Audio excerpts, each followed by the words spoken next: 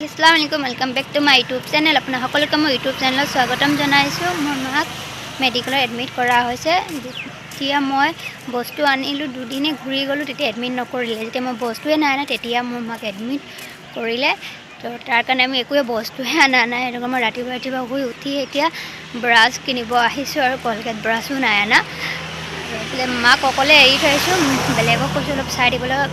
মাৰ মহে আহিছিল আৰু কোনো নাই আৰু নিজৰ থাকিও নিজৰ নাই আৰু বিপদৰ সময়তে গম পোৱা যায় কোন নিজৰ মতলব পৰায়া।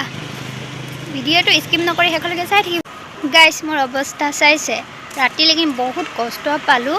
মহো বহুত কামুৰিলে ৰাতি বস্তু নানিলোঁ যিহেতু কাৰণে। আৰু এপিনে মই ৰাতি মাক কি চাম, মই 3টামান বজাত শুই গ'লোঁ, গমেই নাপালোঁ কেতিয়া মোৰ চকু লাগি ধৰিলে। মই গৈ আছোঁ মাৰ ওচৰত।